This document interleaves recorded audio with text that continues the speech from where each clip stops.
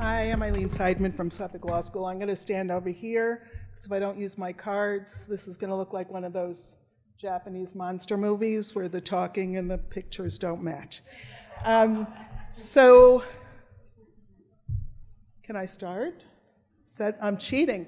I'm here to talk about the Accelerator program, which is a program we started at Suffolk Law School.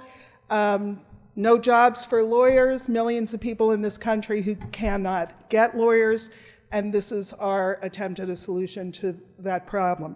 The Accelerator is a 3-year course of study that's designed to teach students how to represent average income people in fee shifting and alternative fee structure cases, to address what we think are 3 structural gaps in legal education, the legal market, the practice gap.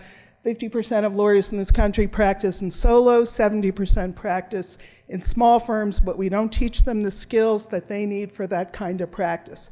The market gap is where the economic realities of law practice are absent from our curriculum, and we're attempting to put them back. We're attempting to teach students, particularly in our 3rd-year capstone, a replicable business model representing average income people to fill the justice gap where in the legal problems of everyday life, probably 85% of people in this country are unrepresented. So we do need lawyers, we just don't have them in the right places. Oh, now I'm talking so fast. Well, this is just to give me a little time. I'm a clinical professor, and I think the skills that clinical professors have been teaching for years are incredibly valuable. We're not advocating not teaching those skills, but we're advocating that the law school of today and tomorrow, also in light of all of these other issues that we're facing, have to teach significant other skills. So our answer is a 3-year program, which we believe upon graduation, our students will be proficient enough to represent clients. Unlike incubator programs, we think that we can accomplish taking students from novice to practice ready in the 3 years we have them. We have 1st-year core curriculum, a summer secondment at a smaller solo practice. Our alumni are very interested in having students working with them under these circumstances. A very rich 2nd-year curriculum, a 3rd-year required year-long practice in something called the Accelerator practice, which is a fee-generating law firm embedded in the law school. It is a for-profit entity embedded in the law school. The program requires students to take approximately 1/3 of their credits in the Accelerator program.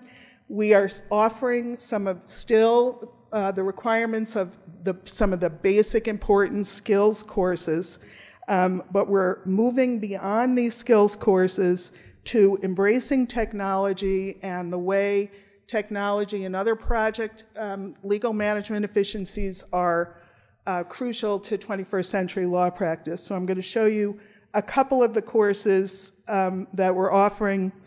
Process improvement and project management, students learning legal efficiencies to increase predictability of outcomes of cases. Lawyering in the age of smart machines, in which students create software platforms, mainly in access to justice issues for law practice. A legal document automation course, which is similar, where students are creating automated document systems. Decision-making and choice management teaches students how to use available and create artificial intelligence for legal decision-making and the making of decision trees. A course in representation of clients in fee-shifting cases, which teaches us the substance of law in the myriad cases, at least that we have, and you probably all have too, in your state laws in fee-shifting cases. My favorite one is the legal problems of everyday life, in which students really talk about the delivery of legal services to low and average income people and the fee structures in which those clients desperately in need of services can actually get them in the market if we create the opportunities and students with skills to provide them. These are some of the things students are doing in the practice and using case management, document assembly, identifying new automated practice systems, learning. The students in the practice are marketing their services, they're networking, they're creating decision-making trees for case selection, looking at the bottom line, as I keep saying to the team, stop thinking like good people and start thinking like business people, and understanding the impact on the bottom line. We also had the opportunity to work with some legal technologists who are working with the students, providing suites of legal technology for the students to evaluate, so that these are not necessarily the tools that they think are best for their practice or for what they're interested in doing. And they'll be, over the course of the year, they'll be using and evaluating a whole variety of technology. And you can imagine that we have a lot of companies trying to get us to pilot, to use their stuff, which we're using and having for free. And the students are evaluating it.